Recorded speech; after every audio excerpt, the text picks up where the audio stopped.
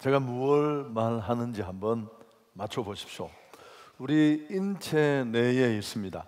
성인을 기준으로 하면 그 양이 4리터에서 6리터 정도가 된다고 합니다.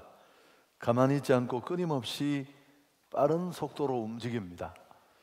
대략 시속 21km나 되는 속도로 움직입니다. 우리 몸속을 흐르는 액체인데요, 몸에 꼭 필요한 영양분과 산소를 실어 나르고 노폐물은 가져가는 일을 합니다. 혈장, 혈소판, 적혈구, 백혈구 이런 4가지 성분으로 이루어져 있다고 합니다. 답은 피입니다. 피. 피는 생명과 밀접한 연관이 있는데 우리 심장이 5분 정도만 멈추면 피가 공급되지 않으니까 뇌사 상태에 빠진다고 합니다. 그만큼 우리 몸을 유지시켜주는 원천이 피라고 할 수 있습니다. 그런데 성경에도 피 얘기가 너무너무 많이 넘쳐납니다. 성경은 피에 젖은 피에 관한 책이라고도 말할 수 있습니다. 무려 700여 회나 피에 대해서 직간접적으로 언급을 하고 있으니까요. 종교개혁자 마틴 루터는 그래서 의미 있는 말을 했습니다. 성경을 한번 짜 보아라. 그러면 피가 나올 것이다. 우리가 믿는 기독교는 한마디로 말하면 피의 종교라고 할 수 있습니다. 보혈의 능력을 우리가 알고 피의 힘을 알지만 우리는 그럼에도 불구하고 피 얘기를 노골적으로 하는 걸 별로 좋아하지 않습니다. 약간 부담스러워하고 불편해하는 그런 경향이 있습니다. 이단의 피가름, 피나눔 이런 신학 교리와도 좀 연관이 있지 않나 그런 생각을 합니다. 이렇게 되다 보니까 여러 가지 우리가 생각하지 못했던 결과도 있습니다. 예수 믿는다고 하면서 보혈의 능력을 제대로 알지 못하는 경우도 많습니다. 교회당 꼭대기에 십자가를 매달아 놓았지만 정작 피 흘리신 그 예수님의 피의 권능을 우리가 놓치고 신앙생활하는 경우가 많습니다. 오늘 읽은 이 출애굽기의 말씀은 유월절 사건에 관한 내용인데 피의 능력에 대한 성경의 여러 곳 중에서도 가장 그 피의 능력을 잘 가르쳐주는 그런 본문이라고 할 수 있습니다. 잘 알지만 좀 배경을 설명하겠습니다. 지금으로부터 3400여 년 전 이스라엘은 애굽 땅에서 노예살이를 하고 있었습니다. 짧은 시간이 아니고요, 긴 시간 430년 동안이나 압제와 고역에 시달리면서 고통의 시간을 보냈습니다. 견디다 못한 그들은 하나님 앞에 신음하듯 부르짖습니다. 마침내 그 신음이 하나님께 들렸고 하나님은 이스라엘을 해방시켜 주시기 위해서 모세라는 지도자를 부르시고 세우십니다. 모세로 하여금 이 바로 애굽 왕에게 가서 그들이 잡고 있는 이스라엘을 놓아 달라고 요구합니다. 당연히 애굽의 바로 왕은 허락하지 않습니다. 그 많은 노동력을 어디서 얻을 수 있겠습니까? 그래서 어쩔 수 없이 하나님은 갖가지 재앙으로 애굽을 징치합니다.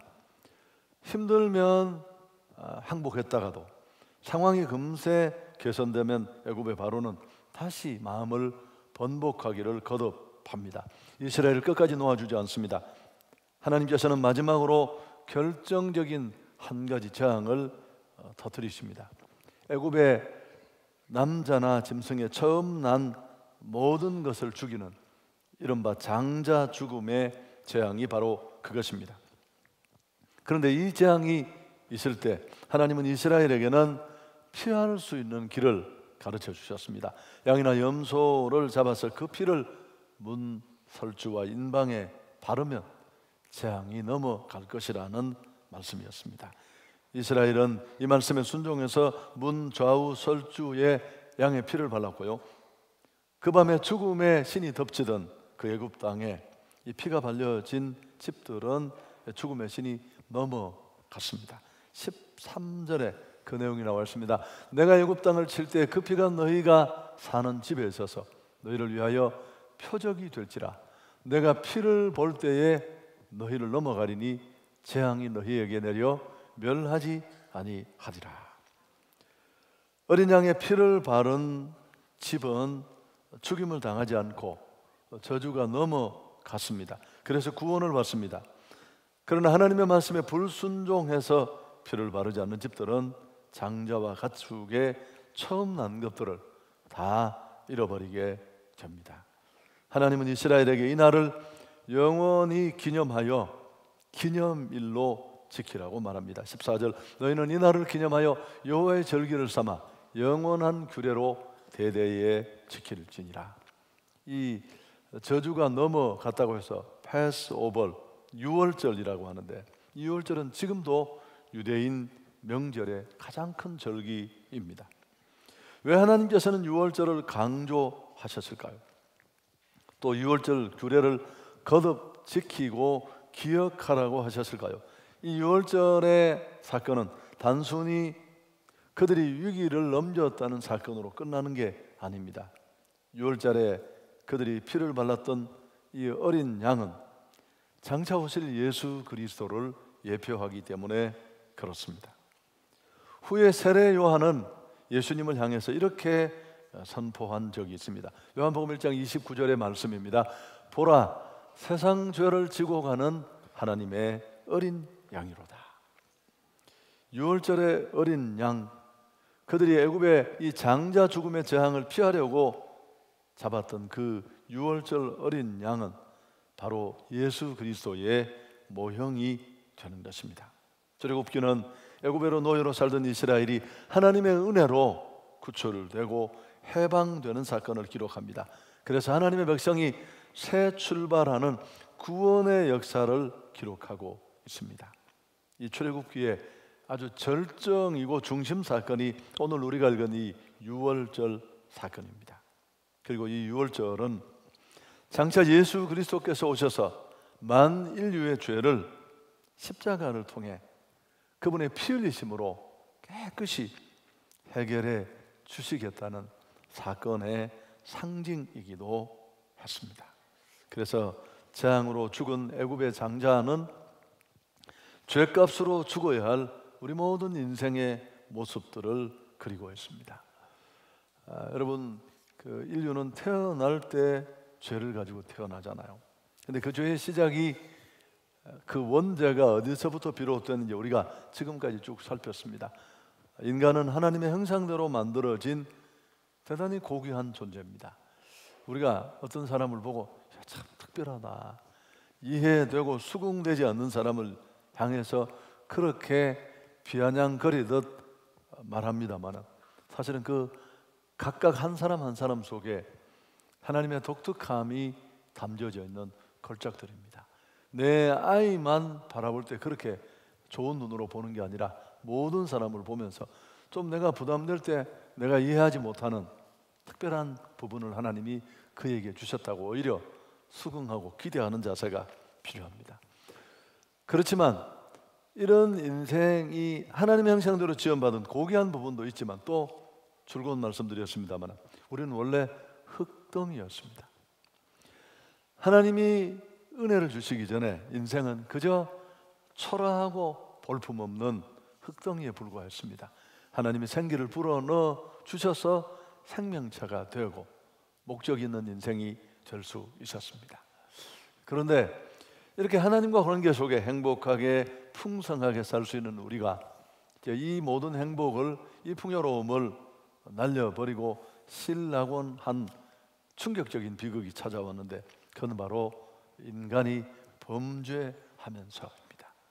그런데 우리가 창세기에서도 살폈습니다마는 인간이 하나님의 뜻을 저버리고 정령 죽으리라는 죄에 대한 경고도 무시한 채 선악과 따먹고 또 사단에 꼬이며 넘어가서 범죄하고 마침내 쫓겨납니다. 바로 그 순간에 하나님은 원시복음을 선포합니다. 여자의 후손 예수 그리스도를 통해서 사단의 머리를 상하게 하겠고 하나님이 그 백성을 구원하시겠다는 이른바 원시복음이 선포된 것도 바로 똑같은 그때였습니다. 그래서 이스라엘을 살린 피 흘려 죽은 이 양은 인간의 죄를 대신해서 피 흘려 죽으신 예수 그리스도를 상징하는 겁니다. 또 양고기를 먹다가 얼떨결에 해방받은 이스라엘은 오늘 그리스도의 피 공로로 아무것도 한 것 없이 공짜로 값없이 구원을 받은 오늘 우리 시대를 초월한 모든 신앙인들을 상징합니다. 우리 죄를 대신해서 죽을 수 있는 흠없는 어린 양 되신 분은 오직 예수님 한 분 뿐이시라는 것을 우리에게 가르쳐 줍니다. 그리고 그 예수님은 창세 전부터 우리 구원을 위해서 미리 잘 준비된 그런 양이었음을 또 한 번 우리에게 깨우쳐 줍니다. 사랑하는 여러분, 어린 양의 피를 우리는 우리 삶에 넘쳐나게 해야 합니다. 해방과 구원의 책인 이 출애굽기의 절정, 이 절정에서 성도들을 죄를 근거로 묻고 있는 사단을 상징하는 바로를 굴복시키기 위해서 하나님은 10가지 재앙을 쏟아 부으셨습니다. 그런데 그 마지막 재앙이 장자의 재앙이었는데 이날 애굽의 모든 첫 것은 짐승이든 또 남아의 장자든 다 죽었습니다. 이스라엘만 구원을 받았는데요. 죽음의 신이 애굽 땅을 뒤덮을 때 삶과 죽음을 가르는 기준은 무엇입니까? 딱 한 가지였습니다. 어린 양의 피가 바로 그 기준이었습니다. 그 피를 보고 죽음의 재앙이 넘어간 것입니다. 죄의 삭은 사망이고 그 어느 누구도 죄를 피해갈 수 없습니다. 그 셰익스피어의 4대 비극 중에 하나인 맥베드에 보면 이 맥베드가 왕이 되기 위해서 던컨 왕을 칼로 죽이고 살해하고 왕위에 오릅니다. 목적은 이루었지만 밤마다 죽은 던컨의 환영이 나타나서 그를 괴롭히고 못살게 굽니다. 잠못 이룬 밤을 그는 절규하면서 외칩니다. 오 아라비아 향수를 다 가지고도 이 손 하나 말끔히 씻을 수 없는가. 그렇게 절규하는 내용이 나옵니다. 여러분, 이 절규는 작품 속의 얘기지만 사실은 죄 문제를 해결하지 못한 온 인류의 절규요 외침이라고 할 수 있습니다. 우리가 힘들고 어려워하는 게 결핍이나 부족의 문제 때문에 그런 줄 알지만 사실은 더 깊이 들여다보면 죄 때문에 신음하는 겁니다. 그래서 빵도 실컷 먹어보고 또 모자라는 것도 다 채워져 보면 여전히 공허함이 그치질 않아요. 제가 전도주일 때마다 가끔씩 제안을 했지 않습니까? 하기는 솔로몬처럼 어려우니까 우리가 왕도 아니고 시대도 아니니까 그냥 이렇게 욕구를 한 가지만으로 한번 제안을 해보는 겁니다. 먹고 싶은 것 제가 해보니까 제일 그래도 사게 먹혀요. 한 100만 원쯤 뭐 쓰는 것도 아깝지 않아요. 빌려서라도. 하여튼 먹고 싶은 걸로 제안을 하고 실컷 한번 드셔보십시오. 그러면 이 필요한 욕구가 채워졌을 때 어떨까? 행복할 것 같죠? 절대 안 행복합니다. 제가 해봤잖아요. 딱 죽고 싶더라고요. 정말 가족들 불러서 휴가 때 그때 한 250만 원 들었어요. 회도 먹고 며칠을 그랬더니만 너무너무 허망하고 여러분 제가 금식 기도하러 갔다니까요 그때. 그래서 야 이거 너무너무 사는 게 재미없고 소득이 6만 불 넘어가는 나라들이 목숨을 끊고 자살하는 이유가 바로 거기에 있습니다. 그 인류의 목마름의 그 허덕임의 공함의 그 근저에는 죄가 도사리고 있습니다. 이 죄는 세상의 어떤 것으로도 해결할 수가 없습니다. 오직 하나님이 허락하신 길 되신 예수 그리스도의 피만이 우리를 정결케 하실 줄 믿습니다. 애굽의 죽음의 신이 그 땅을 덮을 때 어린 양의 피가 발려진 집을 뛰어넘어 간 것처럼 예수 그리스도의 보혈의 능력 아래 그 피로 죄를 회개하고 씻음 받은 사람은 저주와 재앙을 끊어버릴 수 있습니다. 할렐루야. 베드로전서 1장 18절 19절 함께 읽습니다. 너희가 알거니와 너희 조상이 물려준 헛된 행실에서 대속함을 받은 것은 은이나 금같이 없어질 것으로 된 것이 아니요 오직 흠없고 점없는 어린 양 같은 그리스도의 보배로운 피로 된 것이니라. 할렐루야. 이 피의 권세가 이제 나의 권세가 되었습니다.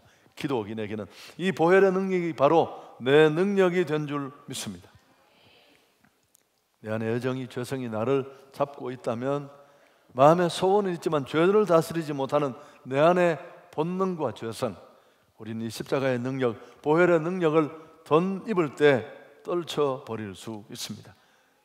악습, 해결하지 못하는 반목, 시기, 또 가정 안의 불화, 다툼, 관계 속의 어려움도 역시 해결할 수 있습니다. 이번 우리가 말씀 축제에 또 오신 강사 목사님, 특히 마지막 날 저녁에 은혜 받은 분들이 많으시더라고요. 좀 딱딱하게도 여겨지는 말씀이었는데 그 깊이 있고 무게 있는 말씀에 어떤 성도들은 눈물을 펑펑 흘리면서 내가 지금까지 신앙생활 헛했다고, 그런 용서하지 못하는 마음을 가지고 내가 예수 믿는다고 했는 나 자신이 너무 부끄럽다고 말씀하는 것도 들었습니다. 여러분, 역시 하나님의 영이 역사하시고 보혈의 능력과 권능이 우리 안에 부어지면 우리는 이런 한계를 뛰어넘는 변화를 만들 수 있습니다. 뿐만 아니라 우리를 공격하는 사사건건 공격하는 사단의 공격도 우리가 예수 피로 물리칠 수 있습니다. 예수의 피에는 승리케 하는 능력이 있습니다. 하나님이 성도들에게 주신 영적 무기가 몇 가지 있는데요, 하나님의 말씀, 또 성령의 능력, 그런 것들인데 또 한 가지가 있습니다. 요한계시록 12장 11절에 보면 성도들이 마지막 사탄과 벌일 영적 싸움을 언급하면서 그 무기를 이렇게 소개합니다. 또 우리 형제들이 어린 양의 피와 자기들이 증언하는 말씀으로서 그를 이겼다. 어린 양의 피와 증언의 말씀으로 이겼다는 말씀을 우리가 알고 있습니다. 여러분, 우리가 역시 보혈의 능력을 의지하면 물론 이런 문제를 뛰어넘을 수 있습니다. 제가 과거에 목회할 때 한 아이가 있었는데, 지금은 아이가 아니지만 정말 공부도 잘하고 똑똑한 친구인데 악령에 사로잡혔어요. 침을 뱉고 정상이 아니고 교회 첫 번째 올 때 모습을 제가 잊을 수가 없어요.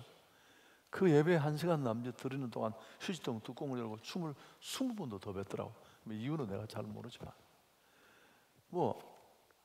예수 믿지 않는 부모가 아무 방법이 없으니까 그래도 교회에다 끌어다 놓으면 혹시 길이 있겠다 싶어서 데려다 놓았습니다.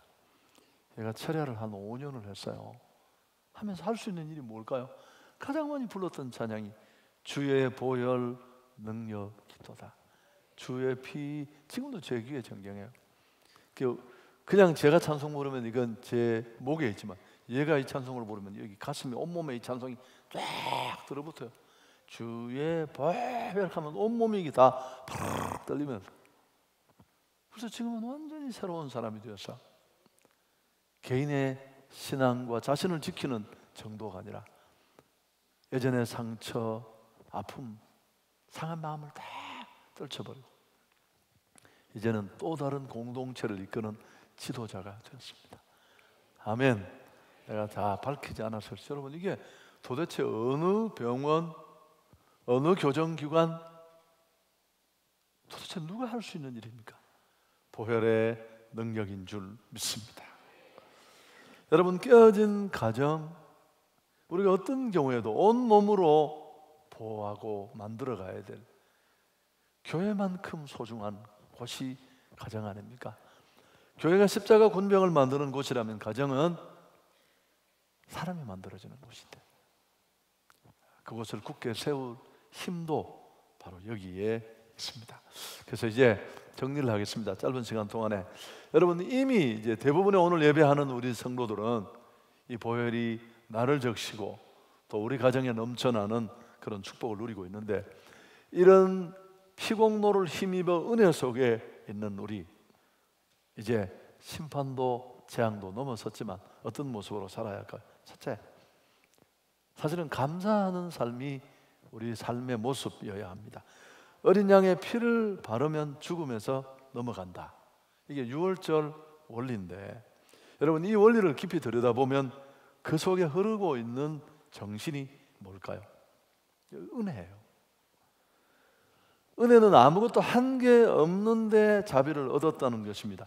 받을 자격이 없는 죄인인데 하나님의 호의가 내게 주어졌습니다. 그때 우리는 그걸 은혜라고 해요. 애굽에 있던 이스라엘이 애굽 것들은 다 죽는 그 장자가 죽는 그 재앙의 밤에 죽음의 저주를 피하고 살아난 이유가 무엇입니까? 애굽 사람보다 더 착하고 죄를 덜 짓고 좀 더 삶이 나았을 수도 있습니다. 그러나 여러분, 이유는 그게 아니라 어린 양이 죽었고 그 양의 피가 문에 발려져 있기 때문입니다. 아멘. 그게 바로 은혜입니다. 나의 지나온 삶과 내 죄와 저주와 절망을 딛고 오늘 내가 이 축복의 자리에 있는 것은, 하늘 소망을 붙잡은 사람으로 살아가는 것은 모두가 은혜입니다. 나의 나 된 것은 하나님의 은혜입니다. 이게 어떻게 바울의 고백이기만 할까요? 근데 이런 은혜를 누리고 이런 은혜 아래 사는 사람의 삶의 모습은 어떨까요? 목에 힘이 들어갈 수가 없습니다. 어떤 경우에도 아무리 잘 나가도 교만하면 끝이에요. 그거는 그냥 그래, 나는 도무지 은혜를 받을 수 없는 자인데 하나님이 그 은혜로 나를 덮어주시고 내가 이 축복의 자리에 섰다. 늘 감사가 우리 삶이 되어야 할 줄 믿습니다. 그리고 또 한 가지는 의롭게 사는 삶의 모습도 필요합니다. 유월절 양의 피를 바르고 우리가 구원받았습니다. 하나님은 자기 백성이고 축복하고 싶은 백성인데 그냥 이런 절차 없이도 봐주실 수 있는데 왜 하나님은 꼭 이런 절차를 통해 또 자기 아들을 십자가에 못 박는 보혈의 공로의 대가를 지불하고 그 피에 적신받은 우리를 구원하시고 새롭게 해주셨을까? 이건 하나님 그분의 의로움을 웅변하듯 보여줍니다. 그래서 십자가에 피 흘리는 사건을 통해 우리의 죄를 씻으시고 우리를 다시 회복시키시는 하나님의 모습 속에서 우리는 그분이 얼마나 죄를 용납하지 않으시고 죄는 반드시 갚으시는 의를 귀히 여기시는 하나님이신가를 깨닫게 됩니다. 그 손길, 그 의로움 안에서 내가 혜택을 받았다면 당연히 우리는 이후의 삶도 그분을 따라 의를 행하는 삶을 살아야 합니다. 아모스서 5장 14절에 너희는 살려면 선을 구하고 악을 구하지 말지어다. 한국교회의 가장 큰 문제는 열심히 안 해요. 뜨겁게 기도하는 것도 필요하지만 기도 많이 하는 사람 너무너무 많아요. 막 금식하면서 매달리는 사람 교회마다 많이 계신다니까요. 근데 정말 우리의 문제는 신앙의 삶 속에, 생활 속에서 자리하지 못했다는 겁니다. 그래서 미국의 신학자인 하비 콕스가 한 말인데요, 오늘날 복음이 기독교인들에 의해서 무효화되는 세상에 우리는 살고 있다. 하나님이 자기 아들을 십자가에 살찌고 피 흘려 이루신 이 복음의 능력이 이단이나 다른 불신자가 아니라 복음을 거부하는 사람들에 의해서 무너지는 게 아니라 예수 믿는다고 말하는 기독인들에 의해서 무효화되는 이런 시대를 우리가 살고 있다는 겁니다. 왜요? 하나님 말씀과는 전혀 일치되지 않는 삶을 사는 신앙인들이 너무 많아요. 아니, 때로는 불신자보다도 더 낮은 그런 삶을 사는 신앙인들 때문에 사람들은 교회와 복음에 기대를 가지고 있었어요. 처음에는 좀 다를 것이다 욕은 하지만 그래도 좀 다를 것이다. 그런데 마침 그들의 그런 작은 기대가 낱낱이 무너지는 날 공격성을 띨 수밖에 없는 것입니다. 사랑하는 여러분, 이 보혈의 능력이 내 안에 흘러넘치고 있다면 이제 의로운 삶을 통해 하나님을 기쁘시게 하는 그런 사람으로 살아가야 할 줄 믿습니다. 죄성 따라 이에 쫓아가고 싶은 본능과 충동에 발빠른 나 예수 그리스도와 함께 이미 십자가에서 죽었고, 나는 이제 십자가 보혈의 능력을 덧입고 거듭난 존재라는 것을 기억하면서 우리는 그렇게 살아야 할 줄 믿습니다. 또 한 가지는 이제 내가 경험한 이 예수님, 또 인간의 골깊은 죄를 해결할 수 있는 예수 그리스도의 피를 또 다른 사람들에게 전하는 것입니다. 마태복음 6장 33절 너무너무 잘 알아서 내용이 오히려 우리에게 성큼 와닿지 못할 때도 많습니다만, 우리가 정말 우선순위를 어디에 두어야 할 것인가 시대를 뛰어넘어 표준이 되는 말씀입니다. 그런즉 너희는 먼저 그의 나라와 그 의를 구하라.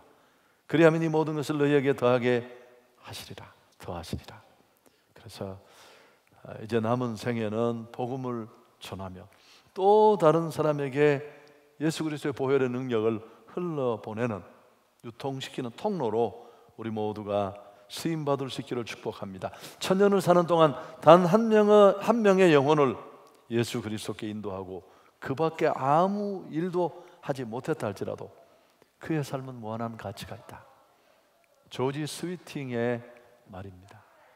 신앙생활을 오래 하고 또 많은 신앙의 연조를 자랑하지만 다른 거 다 못했더라도 딱 한 명 내가 복음 전해서 예수 믿고 그 사람이 지금도 신실한 신앙인으로 세상을 섬기고 살아간다면 여러분, 그건 너무너무 무한한 가치가 있는 일입니다.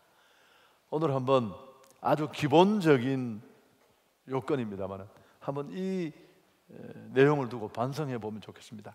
아이들 말고요, 정말 순수하게 내가 복음 전해서 전혀 예수 믿던 사람이 아닌데 그 사람이 신앙을 갖고 지금도 뜨거운 마음으로 또 다른 사람에게 십자가 피 묻은 복음을 전하는 전도자로 살고 있는 그런 열매가 있는지 점검해 보십시오. 그리고 2018년 한 해 이 작은 것이라도 실천하고 이루겠다는 결단이 여러분에게 있기를 축복합니다. 마지막 얘기하고 설교를 마치려고 합니다. 제가 이 단어가 주는 그 의미가 너무 선명하고 또 적절해서 또 한번 말씀을 드리려고 하는데 한두 번 얘기를 한 것 같아요.